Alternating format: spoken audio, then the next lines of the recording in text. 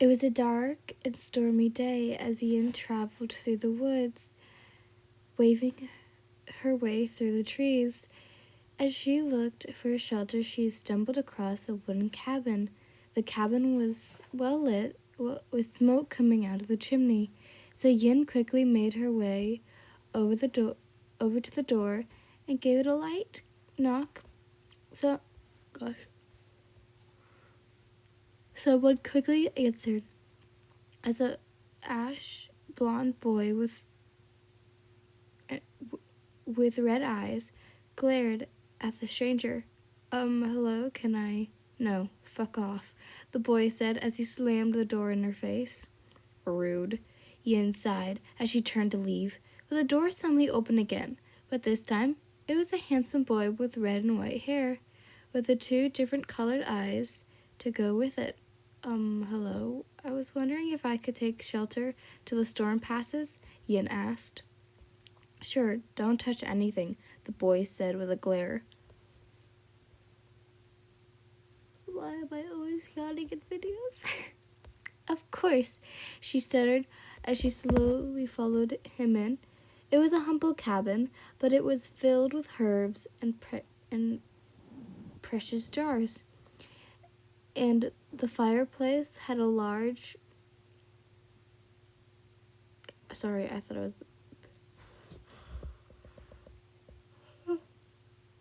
There you go. Cauldron in it, filled with unknown ingredients. Yin finally pulled it together. This man is a wizard.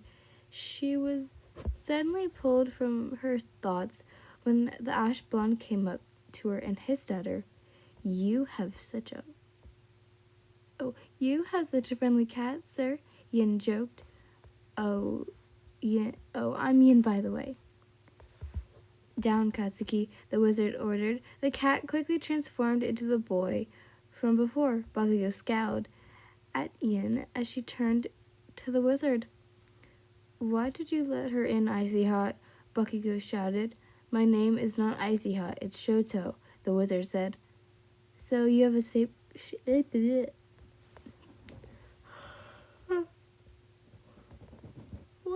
I hate yawning. So you have a shapeshifter friend too? Yin asked Shoto. A what? Bakugo asked, confused. Yin dug through her bag when she finally pulled out a small green bunny. This is my travel buddy, Izuku, Yin praised. Deku? Katsuki shouted. Izuku quickly hopped behind Yin and hid inside her bag as Yin quickly stood between the two.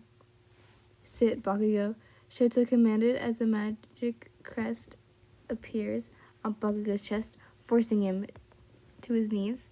What the hell? Why are you so protective of her? Bakugo scowled. I'm not. You were making so much noise, and you didn't get me the sliverging. I think that's how you say it. Sliverging. I asked, Shoto said as he held up an empty jar. Get it yourself, Bakugo said as he changed into his cat form. So you need slithering? Slitherking? I think I have some in my bag, Yin said as she dug through her bag. Oh, here it is.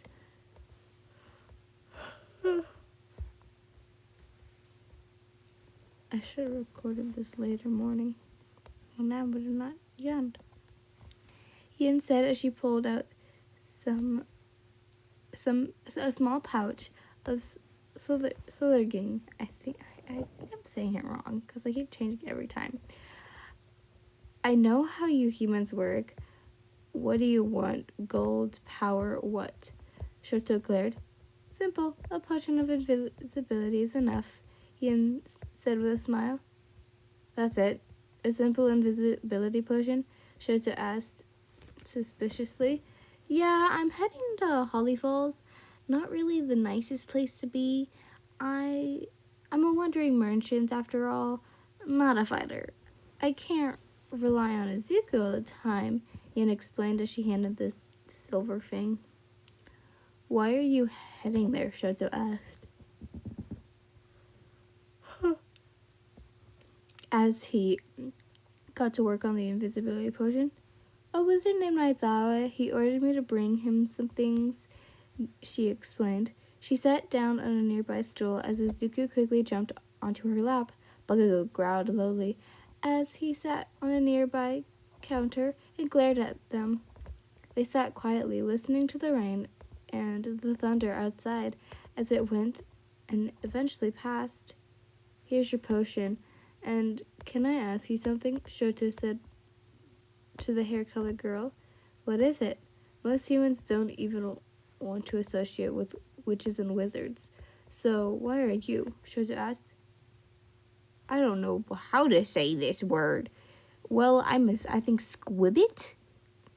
My parents are of magic heritage, but I never inherited sense of magic, so I don't belong anywhere. Wizards and witches look down on me, while humans are willing to put up with me, Ian explained as she and Izuku, in his human form, stood at the door. Oh, I see. Well, if it's oh my god. If you like, you're welcome to come back if you wish, Shoto said quietly. Thank you, Shoto, as she left with Izuku. After that encounter, Yin and Izuku would visit every so often. Shoto, over the years, slowly started to fall for this wandering traveler with her many thrilling tales of adventure, while all and the wiser of Bakugo's growing feelings as well. Wow, I'm amazed you took down a giant rogue, Izuku, Yin praised her traveling partner. I couldn't do much without her. Is that smoke? Izuku shouted as he pointed to the pillar of smoke. The two ran towards the smoke, but as they came to a sight, they quickly realized it was Shoto's cabin.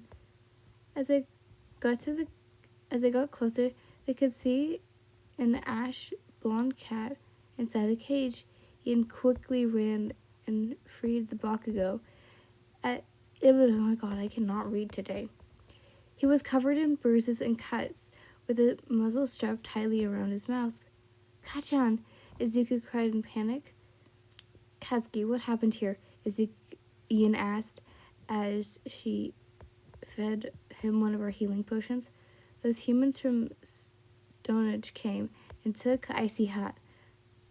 Katsuki coughed. Stonehenge? Yeah, that sounds like them.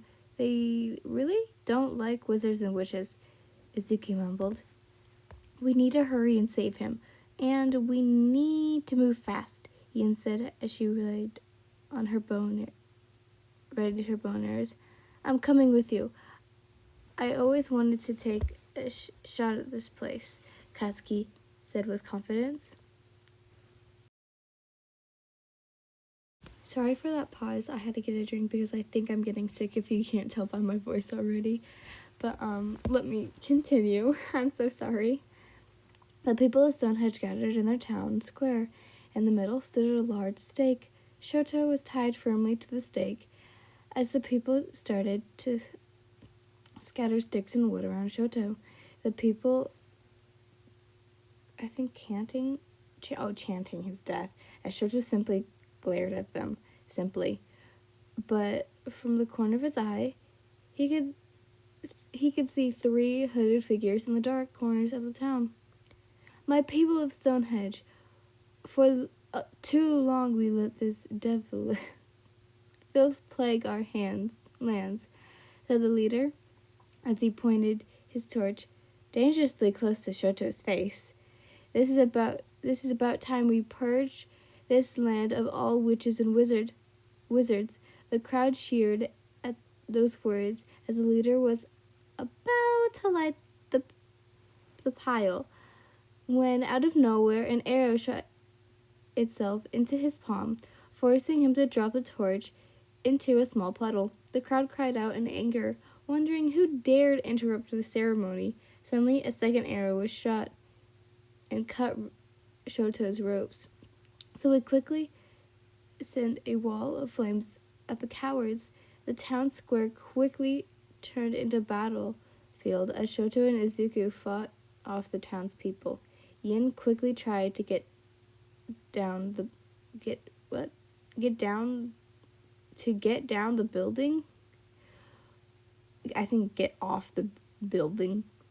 When she was suddenly pushed off, she fell on her side as the wind was knocked out of her. Sadly, Yin didn't have enough time to recover, as her assault kicked her hard in the stomach as she tried to sway his sword down at her, but she quickly blocked the blow with her bow, only for it to be knocked right out of her hands as he stomped right on her chest. Ooh, that's gotta hurt. Pinning her down. You side yourself with the wizard.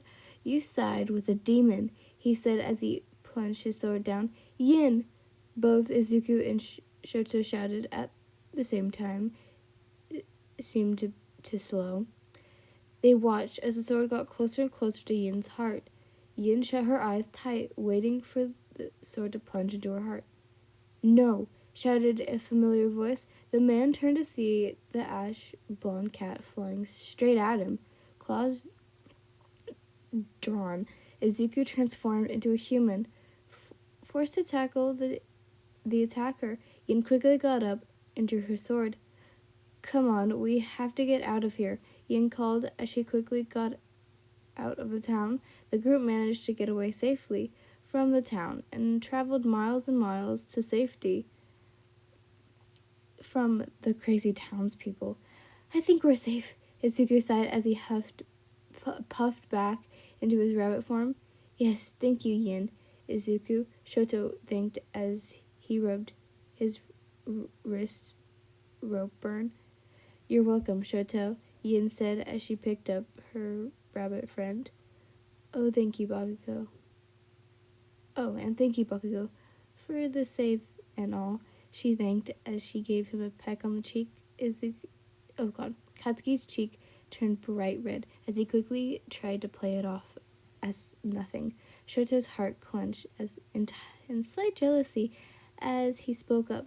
Yin, now that your home is destroyed, we need to move. So if it's not too much trouble, may we accompany you on your journey, at least for a little while? Shoto asked. Of course, as long as you need to, Yin welcomed with a kind smile.